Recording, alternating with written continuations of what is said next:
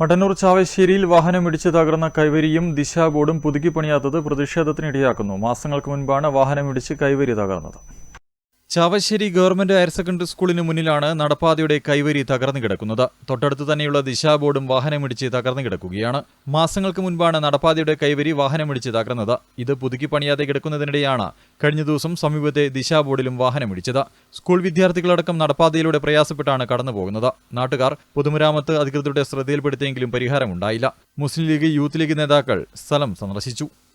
എല്ലാവിധ ഒരുപാട് ആശ്രയർക്ക്, ഒരുപാട് നിരാലംബർക്ക് ആശ്രയമായ കേന്ദ്രമായ ഒരു ഹെൽത്ത് സെൻ്ററിൻ്റെ അവസ്ഥയാണ് ഇപ്പോൾ കാണുന്നത്. നേരത്തെ കണ്ടതുപോലെ മതിലിന് വേറായിട്ട് ഒരു പ്രതിരോധ നടപടി അല്ലെങ്കിൽ വേറെ അവസ്ഥ ഇല്ലാത്ത ഒരു ദയനീയ അവസ്ഥയിലാണ് ഇപ്പോൾ പോകുന്നത്. അതുപോലെ തന്നെ ഈ കൈവരി വാഹനം അടിച്ചിട്ട് ഇതുവരെ കൈവരി ഒരു നിലക്ക് പോലും ഒരു നടപടി പോലും KSTPൻ്റെ ഭാഗത്ത് അല്ലെങ്കിൽ ഇതിൻ്റെ റോഡിൻ്റെ ഡിപ്പാർട്ട്മെൻറ്റോ ഒന്നും ഇതുവരെ ചെയ്തിട്ടില്ല. അതുപോലെ തന്നെ അതിൻ്റെ നെയിം ബോർഡ് വരെ, അഥവാ പഴശ്ശി ഡാമിൻ്റെ നെയിം ബോർഡ് വരെ ഒന്നും ചെയ്യാത്ത അവസ്ഥയിലാണ് ഇപ്പോൾ. അതുകൊണ്ട് ഇതിനെതിരെ ഒരു ശക്തമായ ഒരു പരിഹാര മാർഗം വലിയൊരു പ്രോത്സാഹനം തന്നെ സംഘടിപ്പിക്കാനാണ്. ഇത് അതുപോലെ തന്നെ ചാവശ്ശേരി ഗവൺമെൻറ് സ്കൂൾ അതുപോലെ തന്നെ പൊതുവഴിയായ ഈ സ്ഥലത്ത് മതിലിടിഞ്ഞ് വേണ്ടി എത്രയും പെട്ടെന്ന് ഇതിന് ഒരു പരിഹാരം കണ്ടെങ്കിൽ ഈ മതിലിടിഞ്ഞ് വേറെ അവസ്ഥയിലാണ് ഉള്ളത്.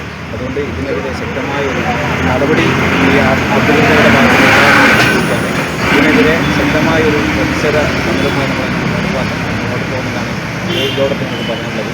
സ്കൂൾ കുട്ടികളും പ്രാഥമികാരോഗ്യ കേന്ദ്രത്തിലേക്ക് നിരവധി പേരും പോകുന്ന നടപ്പാതയും ദിശാ ബോർഡും ഉടൻ പുതുക്കി പണിയണമെന്നാണ് നാട്ടുകാർ ആവശ്യപ്പെടുന്നത്.